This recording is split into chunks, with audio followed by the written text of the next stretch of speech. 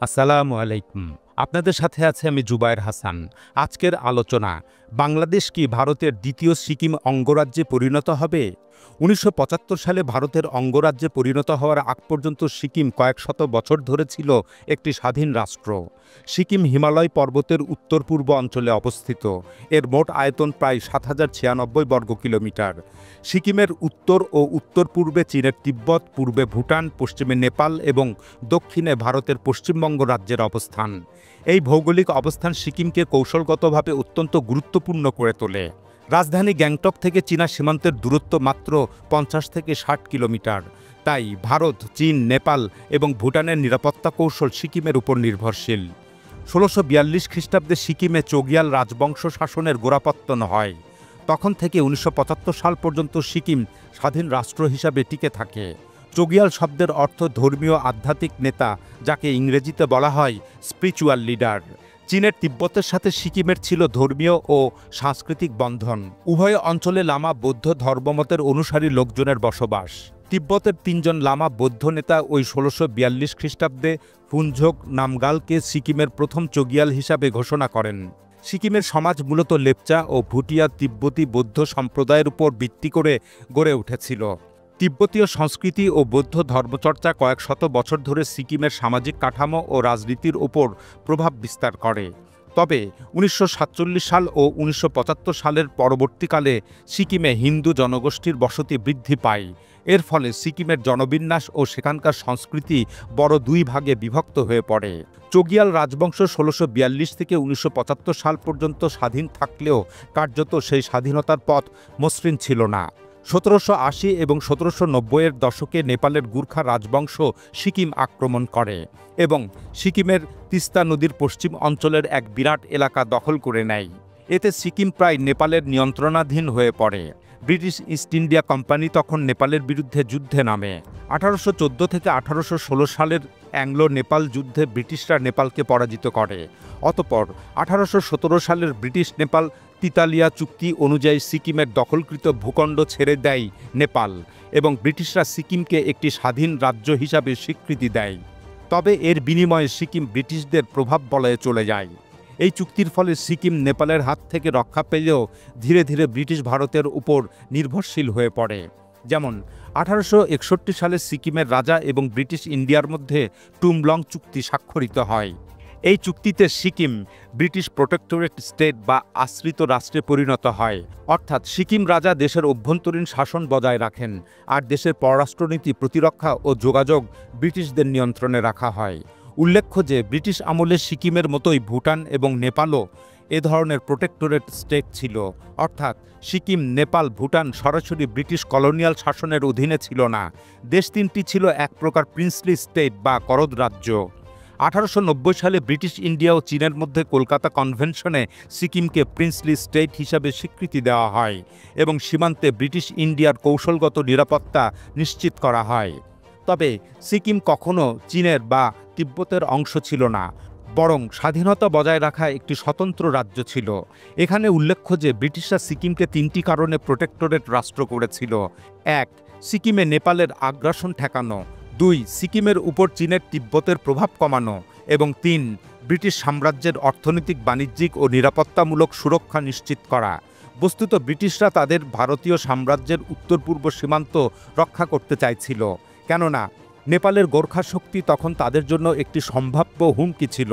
এছাড়া ব্রিটিশরা চীন ও তিব্বতের দিকে বাণিজ্যিক রুট খুঁজছিল।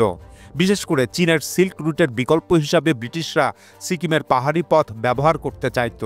এ কারণে ব্রিটিশরা সিকিমকে একটি বাফার স্টেট বানাতে চায়, যা নেপাল ও তিব্বতের প্রভাব মোকাবেলা করে ব্রিটিশদের স্বার্থ সুরক্ষিত করবে।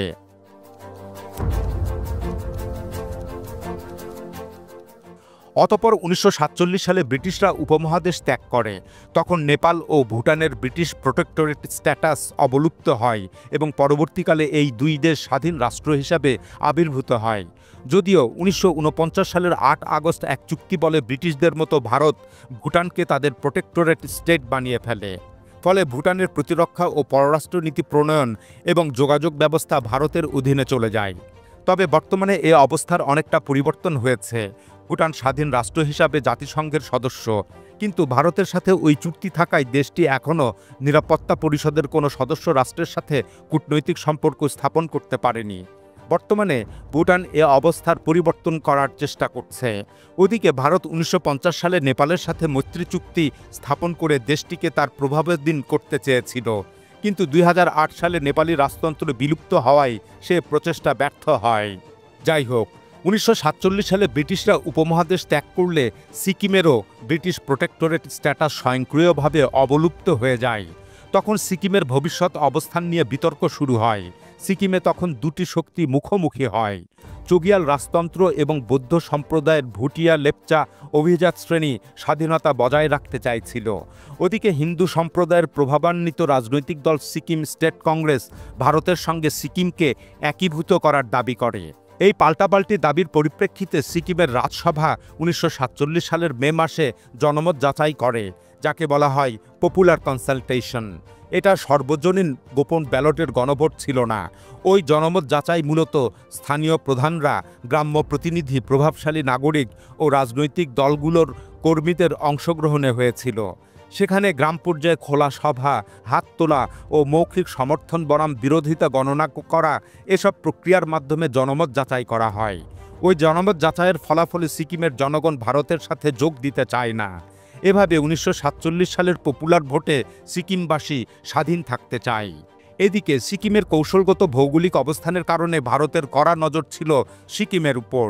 সিকিমের রাজা প্যালডেন থোন্ডুপ নামগাল দেশের স্বাধীনতা বজায় রাখতে চাইলেও ১৯৫০ সালে ভারতের সাথে এক মৈত্রী চুক্তি করতে বাধ্য হন। এতে সিকিমের রাজার অভ্যন্তরীণ শাসন বজায় থাকলেও প্রতিরক্ষা, পররাষ্ট্রনীতি ও যোগাযোগ ব্যবস্থা ভারতের নিয়ন্ত্রণে চলে যায়। অর্থাৎ সিকিম ভারতীয় প্রোটেক্টরেট স্টেটে পরিণত হয়। অতঃপর ভারত সিকিমে ব্রিটিশ ভাইসরয়ের মতোই একজন রাজনৈতিক প্রতিনিধি নিয়োগ করে।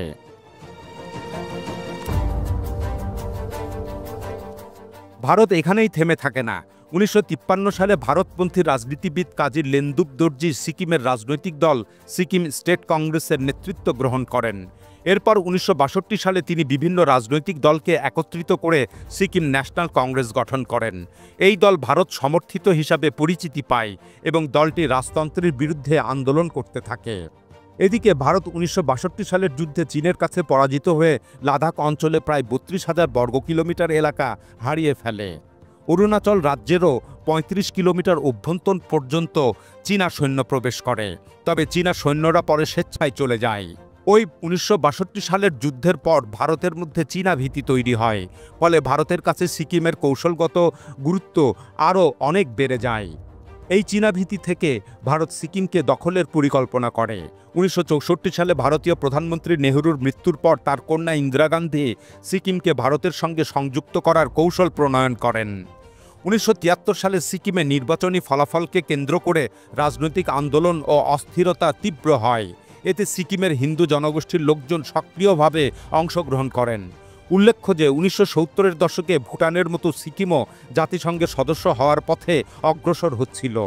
সিকিমের রাজা প্যালডেন থোন্ডুপ নামগাল ভারতকে অনুরোধ করেন যে মৈত্রী চুক্তি পুনর্বিবেচনা করার জন্য, কিন্তু তাতে ফল হয়নি, বরং রাজনৈতিক অস্থিরতা বৃদ্ধি পায়।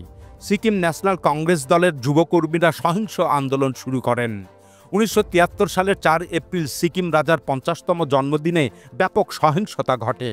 এরপর ভারতীয় চাপের মধ্যে রাজা একটি চুক্তিতে স্বাক্ষর করেন, যার ফলে সিকিমের প্রশাসনিক নিয়ন্ত্রণ ভারতের হাতে চলে যায়। যাই হোক, অতঃপর ওই ১৯৭৩ সালের নির্বাচন বাতিল হয় এবং ১৯৭৪ সালে পুনরায় নির্বাচন অনুষ্ঠিত হয়। ওই নির্বাচনে ভারতপন্থী লেনদুপ দর্জির ন্যাশনাল কংগ্রেস পার্টি ৩২টি আসনের মধ্যে ৩১টি আসনে বিজয় দাবি করে। এর ফলে সিকিমের রাজতন্ত্র কার্যত অকার্যকর হয়ে পড়ে। ১৯৭৫ সালের মার্চ এপ্রিলে সিকিমের রাজনৈতিক গোলযোগ আরও তীব্র হয়। ১৯৭৫ সালের ২৭ মার্চ সিকিমে রাজতন্ত্র বিলোপের বিরুদ্ধে এক গণভোট অনুষ্ঠিত হয়। গণভোটের ফলাফল রাজতন্ত্রের বিপক্ষে যায়, তবে নির্বাচনে ভারতের কারসাজি ও হস্তক্ষেপের ব্যাপক অভিযোগ করা হয়। এর ফলশ্রুতিতে সিকিমে রাজনৈতিক উত্তেজনা আরও চরমে পৌঁছে যায়। অতঃপর ১৯৭৫ সালের ৬ এপ্রিল ভারতীয় সেনা সিকিমে প্রবেশ করে এবং রাজপ্রাসাদ ঘিরে রাখে। এই অবস্থার মধ্যেই ১৯৭৫ সালের ১৪ই এপ্রিল সিকিমে আরেকটি গণভোটের আয়োজন করা হয়। সেই গণভোটে সিকিমবাসীর কাছে অভিমত চাওয়া হয় যে তারা ভারতের মধ্যে অন্তর্ভুক্ত হতে চান কিনা। গণভোটের ফলাফলে দেখানো হয় যে ৯৭% সিকিমবাসী ভারতের অংশ হওয়ার পক্ষে রায় দিয়েছে। বিভিন্ন আন্তর্জাতিক পর্যবেক্ষকরা ওই গণভোট এবং নির্বাচনের স্বচ্ছতা ও নিরপেক্ষতা নিয়ে ব্যাপক প্রশ্ন তোলেন। যাই হোক, এরপর ১৯৭৫ সালের ২৬ এপ্রিল ভারত সিকিমকে ভারতের ২২তম রাজ্য হিসাবে ঘোষণা করে, যা ১৬ মে ১৯৭৫ সাল থেকে কার্যকর হয়।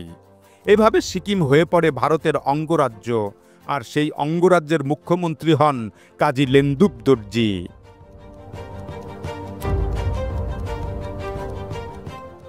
স্কটিশ লেখক অ্যান্ড্রু ডাফ এবং সাংবাদিক সুন্দা দত্ত রায় তাদের গ্রন্থে সিকিমের পতনের বর্ণনা করেছেন। তারা দেখিয়েছেন কিভাবে ইন্দিরা গান্ধী, ভারতীয় গোয়েন্দা সংস্থা ভারতের মিডিয়া এবং প্রভাবশালী রাজনৈতিক দলগুলো একত্রে রাজতন্ত্রকে উৎখাত করেছিল। বস্তুত সিকিমের উদাহরণ দিয়ে দেখিয়ে দেওয়া হয় যে কিভাবে বিদেশি রাষ্ট্রের প্রভাব, ধর্মীয় ও সাংস্কৃতিক আগ্রাসন, গোয়েন্দা হস্তক্ষেপ, নির্বাচনী কারসাজি এবং স্থানীয় রাজনৈতিক বিভাজন ব্যবহার করে একটি স্বাধীন রাষ্ট্রকে অপর একটি দেশের সাথে মিলিত করা যায়। একসময় মনে হয়েছিল মালদ্বীপ রাষ্ট্রে বুঝি সিকিমের ঘটনা এবং প্রক্রিয়ার পুনরাবৃত্তি হতে চলেছে। তবে চীনের উত্থানের কারণে সেটি আর বাস্তব রূপ লাভ করতে পারে না। এদিকে ১৯৭৫ সালের এপ্রিল-মে মাসে সিকিমকে যখন ভারতের মধ্যে অন্তর্ভুক্ত করা হয়, সে সময় বাংলাদেশের রাজপথে সংঘটিত হয়েছিল ব্যাপক বিক্ষোভ। সিকিমকে ভারতের অন্তর্ভুক্ত করে ফেলায় এদেশের মানুষের মনে তৈরি হয়েছিল স্বাধীনতা হারানোর ভীতি। কেননা বাংলাদেশ স্বাধীনতা লাভের পরপরই ১৯৭২ সালের ১৯ মার্চ বাংলাদেশ ও ভারতের মধ্যে ২৫ বছর মেয়াদী মৈত্রী চুক্তি ঢাকায় স্বাক্ষরিত হয়েছিল। ওই চুক্তিতে ভারতের তৎকালীন প্রধানমন্ত্রী ইন্দিরা গান্ধী এবং বাংলাদেশের প্রধানমন্ত্রী শেখ মুজিবুর রহমান স্বাক্ষর করেছিলেন।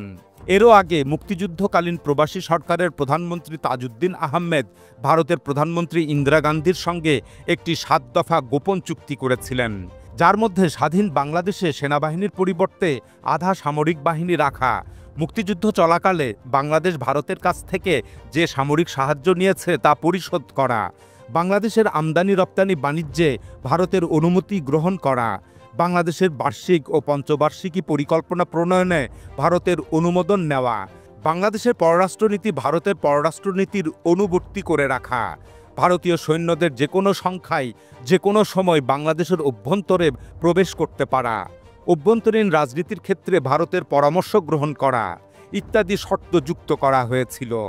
আর এসব কারণেই ঢাকার রাজপথে স্লোগান উঠেছিল, ভুটান নয়, সিকিম নয়, এমোদের বাংলাদেশ। তবে ১৯৭৫ সালের পট পরিবর্তনের পর ওই চুক্তি সম্পর্কে মানুষের সন্দেহ ও ভীতি কিছুটা দূর হয়। কিন্তু এরপর ২০০৯ থেকে ২০২৪ সাল পর্যন্ত আওয়ামী লীগের শাসনামলে আবার এ ভীতি সৃষ্টি হয়। আওয়ামী লীগের হাসিনা সরকার ভারতের জন্য একের পর এক উজাড় করে দিতে থাকে অনেক জাতীয় স্বার্থ। স্বাক্ষরিত হয় নানান প্রকাশিত ও অপ্রকাশিত চুক্তি।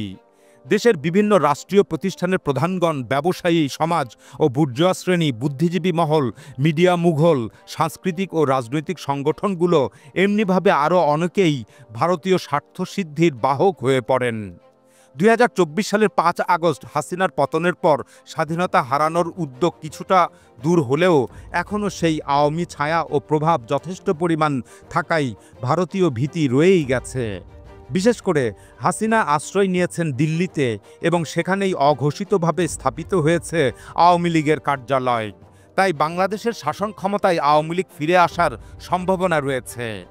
গত ১৫ বছর আওয়ামী লীগের সহযোগী যেসব রাজনৈতিক দল ছিল তারাও বহাল তবিয়তে এদেশে রয়ে গেছে। এছাড়া হাসিনা পরবর্তী যুগে বাংলাদেশের অপর একটি বড় দলের বিরুদ্ধে ভারত তোষণের অভিযোগ উঠছে। বস্তুত সিকিমের স্বাধীনতা হারানোর অভ্যন্তরীণ রাজনৈতিক অনুষঙ্গের সাথে বাংলাদেশেরও রয়েছে বেশ কিছুটা সাদৃশ্য। এখানে মনে রাখা প্রয়োজন, চীনা ভীতি থেকেই ভারত সিকিমকে দখল করেছিল। বর্তমানে বাংলাদেশের সাথে চীনের সম্পর্ক দিন দিন ভীষণ রকমের সুদৃঢ় হচ্ছে। এ কারণে ভারত বাংলাদেশের ওপর কড়া নজর রাখবে। বাংলাদেশের অভ্যন্তরীণ রাজনীতিতে ভারত চাইবে একজন লেনদুপ দর্জির আবির্ভাব ঘটাতে, কিন্তু বাংলাদেশের মানুষ সিকিমের ভাগ্য বরণ করতে চাইবে না, তারা ঘটাতে চাইবে মহাবিপ্লব। এখন এ পর্যন্তই। আল্লাহ হাফেজ।